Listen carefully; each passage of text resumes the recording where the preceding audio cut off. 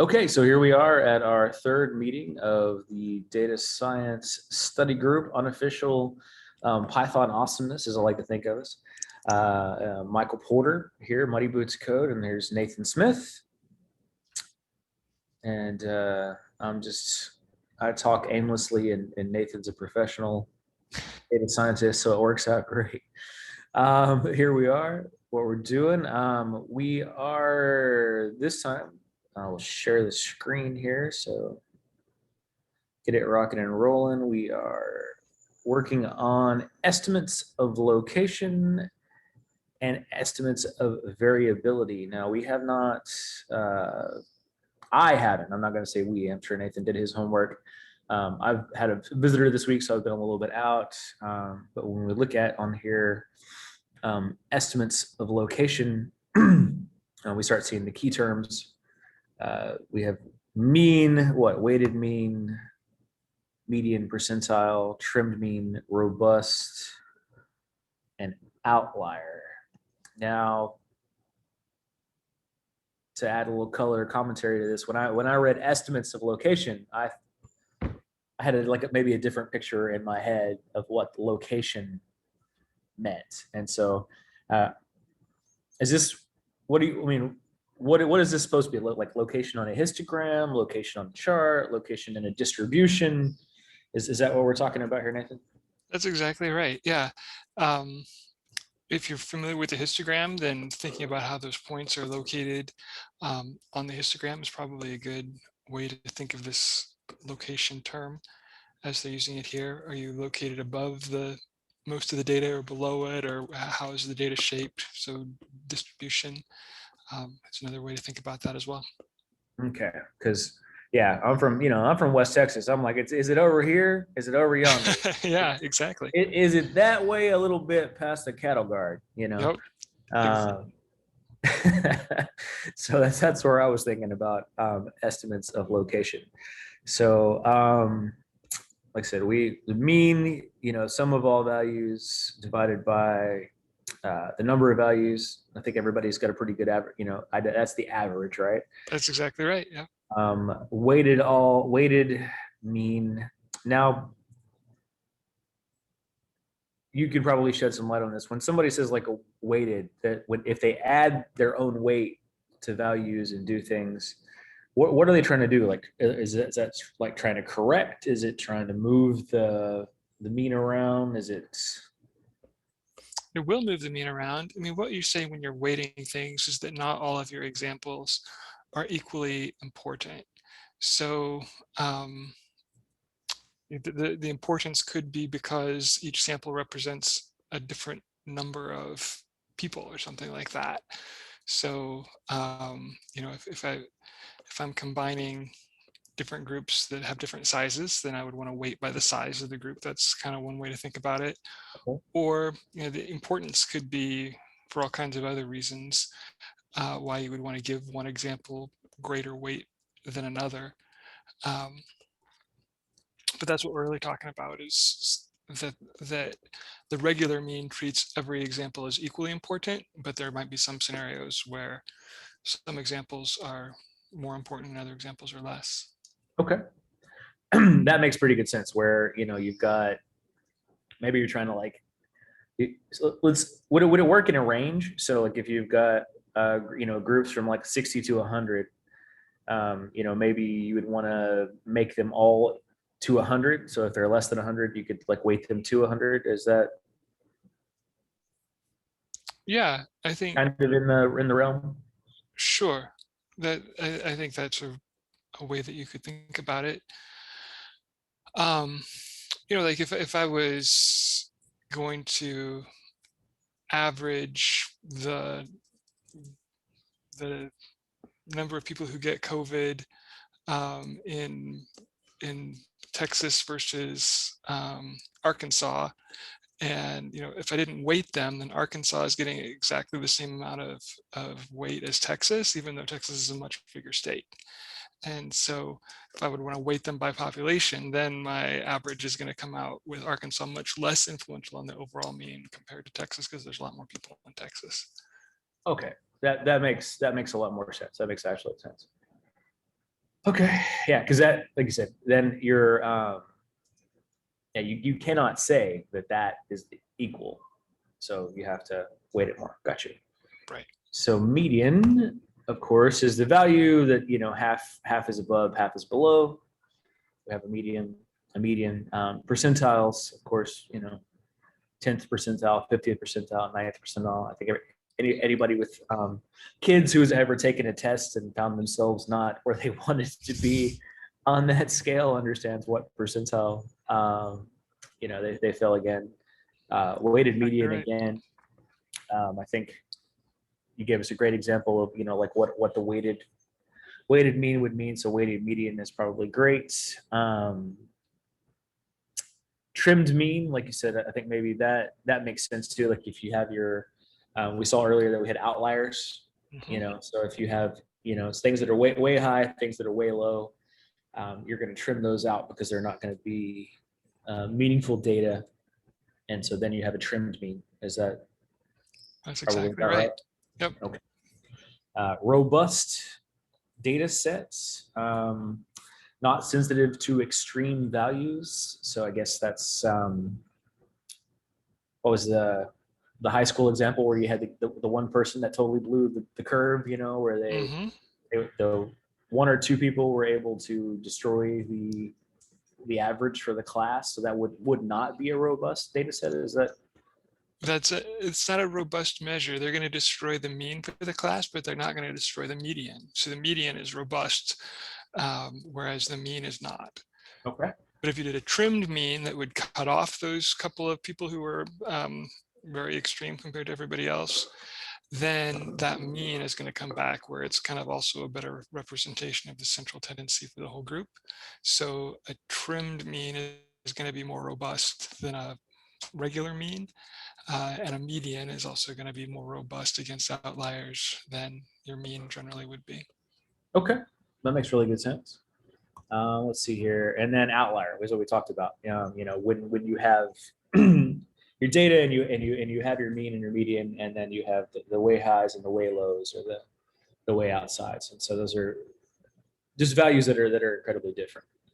Um, so that really, when we talk about the estimates of location in this chapter, that's what we're talking about. Is okay, your location in that scatter plot or in the histogram or whatever it is that um, this is how you're ascribing the value to it that you are. Right. So we're really talking here about kind of univariate measures where there's a single variable and you have a low, medium, or high value, whatever, on that single variable. And then we're using the mean or median to identify the central point of that variable along its range. Mm-hmm. Okay, so that makes good sense there. I think most people would be pretty comfortable, looking at a chart and be like, all right, most people are here. This is here. These are outliers. Yep. There's That so makes much that you can do visually, in data science, and that's what's going to happen later on in this chapter. It's going to show us some different ways we can inspect this visually. But those outliers usually are going to stand out when you look at a picture, whether it's a histogram or a box plot or some other kind of a chart that will show you um, where's the middle of your distribution and then what's the extreme values. okay. So let's continue on here. So again, like I said, mean. That's like I said, the most basic. Here it says the most basic thing. I think I can't remember what grade I learned what the mean was, but it's probably super early on in our lives where um, probably like the sixth grade before middle school or before junior high. That this is the middle, and I don't think I learned why it was important until much later. But you learn it what it is fairly early, so that's a good deal. Uh, and there's the what's sigma notation. Right. Trying to dig back into high school. Sorry, not to college calculus, all that kind of stuff like that. Exactly, yeah. So if people aren't familiar with that, the sigma notation there is telling us we've got a bunch of numbers and we're calling them x, and each x gets a little subscript I next to it. And so the sigma says you're going to add up whatever is next to that sigma sign, that Greek letter. You're going to add up all the values starting from where I equals 1 all the way up until I equals n, and you just add them all together. And so that's what that notation is telling us. Mhm. And then divide it by n. However many you add, you divide it by that many. Exactly. Yeah, and that's one of the things that as somebody who, like, I taught myself programming and worked through that kind of stuff. I was doing that before I went back to school and took calculus and did that kind of stuff. And so when I ran into the sigma notation in calculus, I was like, oh, that's just an algorithm. It's just telling you to do what you would do if you were writing a script or doing something like that. And that's what people were doing long before they figured out silicon and logic gates and all that kind of fun stuff like that. Exactly. So, like I said, we've talked about that. This is, I don't know what we call it. Like I said, the sigma notation for mean, maybe possibly the like a proof of the mean, or like an exact way to do it. I don't know. So we'll move on. Trimmed mean. So again, we are going to get rid of the most extreme values here in the trimmed mean. And so what is our p value here? It's going to be probably like maybe our highest or lowest or something in that particular. Well, so that's telling you how many you're going to drop. Okay. So if your x sub i's are arranged from the smallest to the highest, so the smallest one is x sub 1 and the highest is x sub n, I'm going to skip over 1, 2, 3, however many it takes to get to 1 plus p. So I'm going to skip over p values at the beginning, and then I'm going to stop p values before n at the end. And so that's how many values I've dropped off of either end of the distribution. And when I take the average, I want to take n, but I also want to subtract the total number that I dropped off. I dropped p from the bottom and p from the top, so I took away 2p.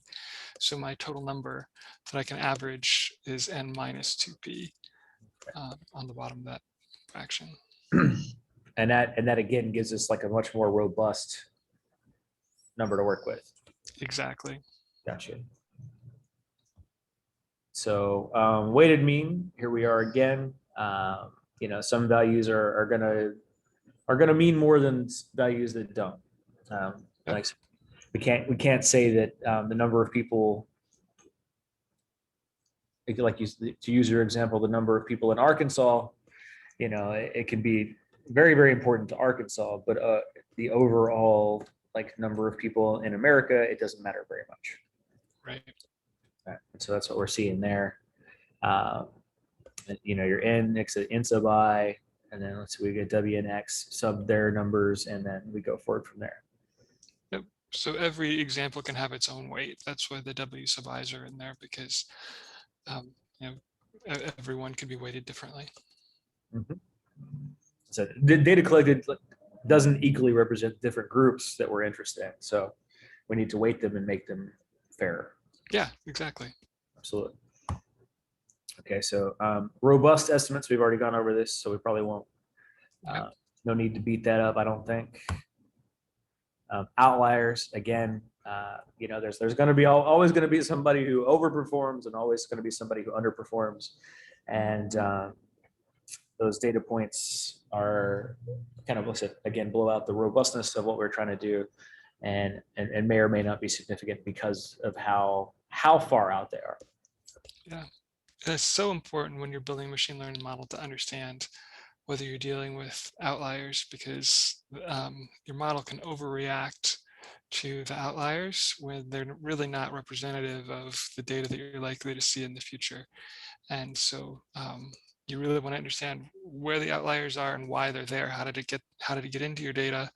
Is there some data cleanup that you need to do to understand that better? But it's often really telling when you first get a data set to see where the outliers are and what do they mean? How do they happen? Right. Yeah, and I mean, and then I'm sure, like, if you're, like, say, if your outliers are are people or certain kind of events, then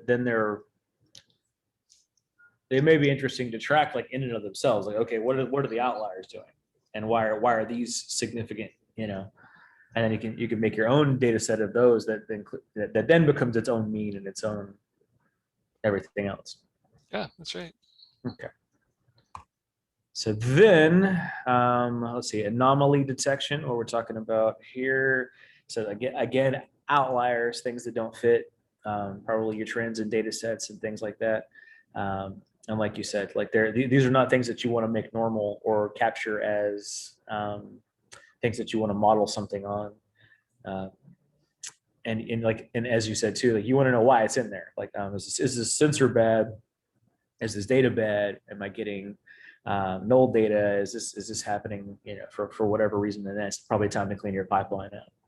Absolutely, yeah. And anomaly detection has a lot of uses. It could signal fraud, that somebody is withdrawing an extra large amount of money from their bank account or whatever. It could signal that you've got a piece of equipment that's about to wear out or whatever, and so you need to do some preventative maintenance. So that's a very useful field of analysis in business, to get an alert when you have an anomalous reading detected, and then figure out how you need to respond to it. Well, and that's one of the things that to kind of roll this into like our experience with like Neo4j and stuff. A lot of their fraud detection, as far as financial transactions and things of that. You're like, oh well, here's let's look for a group of transactions around people who are sharing an account number or sharing a social security number or something of that nature. Whereas they shouldn't have multiple social security numbers, and they shouldn't be accessing multiple account numbers from multiple locations and things of that nature. Right. Makes it pop up.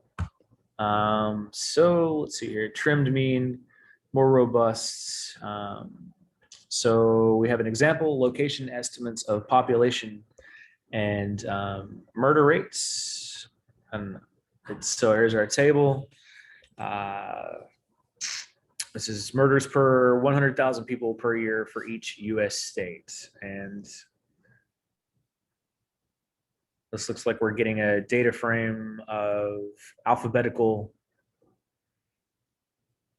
state data, not not correlated by or not ranked by the murder rate or anything of that nature. It's just the actual data frame. And then like I said again, so you can compute the mean, the trimmed mean, and the median programmatically with all 50 states, and that would probably be a pretty quick process because I'm unprepared today. I don't have any code examples or anything to play with there. That's all right. The one thing, I didn't do the code examples either, but the one thing I would say as I was reading the code examples is, if you just type this code exactly as it is into a notebook or whatever, it won't run because you haven't imported the libraries, and they don't include the library import statements in the text here. Okay. But when it says pd.read.csv, you've already had to import pandas as pd before you can run that little bit of code. So if somebody was trying to follow along and ran into a roadblock there, Python has a lot of functions that it can do just out of the box, but there's also a lot that comes in different packages that you import as you run the code. Absolutely. And so like I said, there, here you are, it's saying SciPy and stuff like that. You're absolutely correct that there's no step-by-step in here on, okay, hey, we need to import the SciPy library or import pandas to handle our data frames and things of that nature, which seems kind of like a pretty large oversight in the book. I agree. So as we're going through it, if we run into things that are like, why doesn't this run? That could be why, and feel free to reach out on GitHub or through other means to. Yeah, GitHub, Twitter, wherever. Beat the people up who wrote this book. And, they got paid to write it, but we'll definitely try to help and try to do what we're going to do. So yeah, there they are again. Weighted mean, and it looks like that's an R function there. But so yeah, NumPy looks like NumPy average weight. You'll weight it, and based off the population, the state population, which that's going to be if it's coming out of a CSV, you're going to get a dictionary for it right there, and you're snagging that particular what do you want to call this property out of the dictionary, the state, the population. You're weighting it by the population, and then you're getting your median by state murder.rate, and then Yeah. again we're weighting by the population. So Yeah, I think there's actually a data frame. The state is when they read it in from pandas, and so it's just a column. So when we talk about that rectangular data, this is just giving you the name of the column, and so the result there is a series in pandas. So it's like a vector. It's just a long list of numbers. Population numbers. Mm-hmm. Okay, I'm just. So I guess I'm just reading it from like normal Python breaking down a dictionary. Yep, it's the exact same syntax. Yeah. So there's that. So in this case, weighted mean, weighted median are the same. Key ideas, is that we're looking at it and looking for these, like I said again, these measures of location. And then further reading with a Wikipedia article on central tendency, and then exploratory data analysis. So this is the actual, I think in the beginning of this book, it says that, this guy's the father of it. And they're like, go all the way back to the beginning. Just start there, read his stuff, you'll be fine. Exactly. Yeah. So that's it's a really good sign that it's held up, right? It's absolutely like that's a classic. If you run into a programming library that's got very few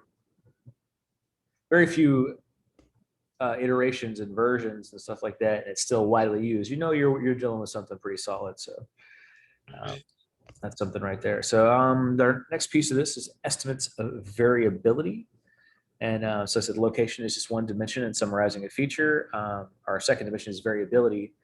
This is also referred to as dispersion, measures whether the data values are tightly clustered or spread out. And I think, what did you say, like as far as they were like single variant or multivariant or things of that nature? Mm-hmm. Where deviations, which are, I guess we're going to say again, those are kind of like maybe outliers a little bit, something of that nature. Yeah, I think as it's describing there, we've described the location using the mean or the median or some other way, and then the deviation is how far a point is away from that center that we've already described. Mm-hmm. So if you have like again, like so let's say a scatter plot, and you've got a line that is your mean. Mm-hmm. How far away from that is your deviation? That's right. Okay. Variance, the sum of squared deviations from the mean. So that's we're taking the data set as a whole and going, okay, it varies this far from the mean on these pieces. Right. And some things are going to be lower than the mean and some things are going to be higher than the mean, so that deviation could be negative or positive, but by squaring it, everything comes out positive. And so that solves the problem of if you just added up the deviations without doing anything to them, then they would cancel each other out. But by squaring them, then they all become positive. So then when you add them up, the farther away from the mean you are, the bigger they get. The bigger the variance gets. Okay. And then standard deviation is a term I think probably everybody's heard at some point or whatever else. And so you say that's the square root of the variance. So that's the half of the variance essentially, or whatever, if it's 16, it's 4, that's where it should be. Mean absolute deviation, the mean of the absolute values of the deviation from the mean. So now we're getting back to the previous like estimates of location. Now we're taking a mean of the deviation. Right. And this is another way of solving that problem of the positive and negative deviations canceling each other out. If you just take the absolute value and make everything positive, that's another solution as opposed to squaring all the values you can just take the absolute value. Okay. And that makes sense because I said at some point you're going to be, you just want that one number to make sense. You're like, it's negative this, does, who cares? Let's have it all be like +1, +2, +3. So the Manhattan norm, I like that synonyms, Manhattan norm. Yeah. Median absolute deviation from the median. That's a mouthful. It is. The median of the absolute values of the deviation from the median. All right. That makes sense. Like I said, it says what it is. It's just as I don't know personally. I've never messed with that. Wouldn't know when that came in helpful or not helpful, but Yeah, I don't think it's used very frequently. makes sense. Their range in absolutely. What's the largest and the smallest value in the data set? I don't know how many teachers I used to come in and be like, okay, so the range for the test was, this the highest and the lowest, median was here, and you just had to hope you beat, either made the median or beat the median, and then you work on from there. Order statistics, metrics based on the data values sorted from smallest to biggest. So exactly what it says, order. The rank of percentile. I'm sure this is again, if you made the bottom quarter, the bottom half, the top 50%, top 75%, so forth and so on. Every time you take your kid to the doctor, they're like, oh yeah, your kid's in the top, the 90th percentile for growth or the 30th percentile for head size. That one makes you wonder. You're like, okay, hold on. Yep. Yeah, what do you mean? Is the head too big? The head too little? What's going on? Yeah, let's work that out there. So that's the quantile and interquantile range. So yeah, the difference between the 75 percentile and the 25%. So you're still in quantiles, but then you can narrow it down to, okay, we wanted to, what's the difference between 50 and 60 and whatever else. So right. So half of the data falls within that interquartile range because it goes from 25 to 75. So the middle, that IQR is telling you the middle half of your data. Makes excellent sense. Because like I said, it's going to be somewhere, and you're going to be able to measure it that way. So standard deviation and related estimates. Most widely used estimate of variations are based on the differences or deviations between the estimate of location and the observed data. So it says for set of data 144, the mean is 3 because we add that up and then divide it by 3. So 9 divided by 3 is 3, and the median is 4. Makes sense because it's the middle number in there, right? Exactly. Deviations from the mean are the differences. So 1 minus 3, -2, 4 minus 3 is 1. So we have -2, 1, and 1. And like you said, that's why we go ahead and do the standard deviation stuff, because we don't want to mess with the -2 number, right? Exactly. If you added up all those deviations, you'd get 0 every time. Mm-hmm. And then so that we do that deal, said we go ahead and push that out. And then we get our absolute deviation. So here we are again with sigma notation over mean absolute deviation. It's computed with that formula. We have our variance formula. I think I'm used to seeing that standard deviation, that S equals n-1 over the variance. I don't know if that's more common or less common, or how we think of that. Standard deviation is much easier to interpret than the variance since it's on the same scale as the original data. Right.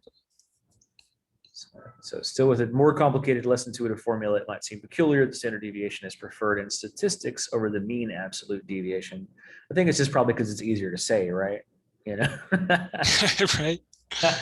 Well, we'll take the standard. We don't need this mean, absolute, median. Exactly. Yeah. Yeah. So that stuff is there. Working with squared values is much more convenient than absolute values, especially for statistical models. And that's, again, as you said, that's going to be it's going to make it positive and make it work the way we want it to work. That standard deviation, I think, has had a lot of prominence in business because of the Six Sigma kind concept that most of the data falls within 3 standard deviations of the mean. And so you might have come across that concept of standard deviation in that context, where when we have a normal distribution, most of the data falls within 3 standard deviations of the mean. And so that's where the 6 sigma name comes from, which became a methodology from GE and Jack Welch, and spread very widely through business. Mm-hmm. Yeah, I've heard of the certification and all that kind of stuff like that. I haven't have not done any of that. I'm more like a dirt road sigma. So we'll see, Yeah. see how all that works and stuff like that. Degrees of freedom and n or n minus 1. So in statistical books, there's always a discussion of why we have n minus 1 in the denominator and the variance formula instead of just n. And then we have this concept of degrees of freedom. What's important about degrees of freedom? Well, I think we'll probably get into that more as we talk about some other statistical tests later, but I think what the book is suggesting is at this point, it's not that important. We can just trust that it works. And as they say, you know, in that denominator, if you've got 100 versus 99, that's not that big of a difference. If you've got 10,000 versus 9,999, it's a really small difference. And so if we get to big enough n's, the difference between n and n minus 1 is not going to change our standard deviation all that much, or our variance all that much. Not going to matter much at all. Yeah. Yeah. So absolutely. So when it's the smaller things that it's more of an issue for. Right. All right. So let's see. Neither the variance, the standard deviation, nor the mean absolute deviation is robust to outliers and extreme values. The variance and standard deviation are especially sensitive to outliers since they're based on squared deviations, because that it doubles how much an outlier matters in the data set. That's right. Okay. So the robust estimation of variability is the median absolute deviation from the median, or MAD. I think MAD's a lot easier. Yeah. I'd be like, I want to know about the MAD. So there it is. That's why that median absolute deviation from the median is important, because it's robust. Right. That's where we're at with that. So like the median, the MAD is not influenced by extreme values. So we can compute that with like a trim standard analogous to the trimmed mean, which is great. Let's see here, keep going. Estimates based on percentiles. So again, instead of being, you know, this is the mean, this is the median, whatever else, we can say, okay, now like this is in the 25th percentile, the 50th, the 60th, and so forth and so on. Again, to avoid the sensitivity to outliers, we can look at the range of the data after dropping values from either end. So these, you know, we're not going to look at the 100th percentile or the 90th percentile or the 10th percentile. We'll just go ahead and stick between, you know, the 25th and the 75th or something of that nature. Exactly. All right. Let's see here. Common measure of variability is the difference between the 25th percentile and the 75th percentile, called, again, the IQR, interquartile range, which makes a lot of sense because, again, you drop out those outliers and you make your data set more robust, and you're going to look at it like that. You're probably going to capture the things that are important that way regardless. Yeah. Okay. For very large data sets, calculating exact percentiles can be computationally very expensive. Yeah, absolutely. I could totally imagine that would be hard after a certain point. Uses special algorithms, which is the Zhang Wang 2007. No, sorry, I'm sure that's a citation. That's not the name of the algorithm, although that would be awesome. Use the Zhang Wang 2007, please. Let's plug that in. Yeah. Make that hurt. Yeah. I think we could all we could do like the Porter Smith 2021 and see how that worked out. There you go. There you go. I think last year last year it would have been the Smith Porter 2020, and then everybody would have caught COVID. It would have been total. Right. The percentile, there's the precise definition of, again, how things are going to get broken out and used there. Somebody wants to follow that. Yep. And then let's see here, we have an example, variability estimates of state population. So again, we have our same data set that we had before, state population along with murder rates. And it looks like in R, so we're not doing R, but it looks like it's pretty easy to do. You slap in, I'm assuming that's standard deviation, state, That's the right. population, and you get, this is our standard deviation, our IQR state population. You know, most of them have at least this many people, 4 million, you know, people, and then we get our, this is our MAD, our median distribution, as I'm going to call it, because I can't remember the whole name. Yeah. And so then we get our like most robust measure of what we're looking at there. Right. So you can see that standard deviation is quite a lot larger than the median absolute deviation. And that's because of the outliers that are part of this data set. Mm-hmm. Yeah, where you have states like, you know, here we are, Delaware, has 800,000 people in it. Mm-hmm. And then you have Texas where it's 23 million, or California where it's, you know, same type of deal. Exactly. Throws it pretty wide. Yep. And then again, I'm assuming that this is our Python something number here. Hold on. Go back. Yeah, so here we are for pandas. Now, one thing I will say at this point is that having not used R or whatever else, like the syntax of it's pretty like, it's just like, this is it, standard deviation, population, feed that, Mm-hmm. just do that. That's pretty easy. Yeah. This is not, sorry, go ahead. Well, I think what you see is that R really is the brainchild of statistics people. And so when you're trying to do statistics, most things are very natural in R, whereas Python is much more multi-purpose language. And so maybe some of the syntax is a little bit less elegant. In Python, you can still do a lot of the same things. But that's definitely one advantage of working in R when you're doing statistics, is that statistics is what they had in mind when they built a language, compared to Python, which is more general purpose programming. But we'll be able to do all the same things in Python that they did in R. And so that's just something to notice. And I'm glad they're showing both examples. I mean, R has its own way of handling things, assignment operators and different things that are a little strange if you haven't worked with it.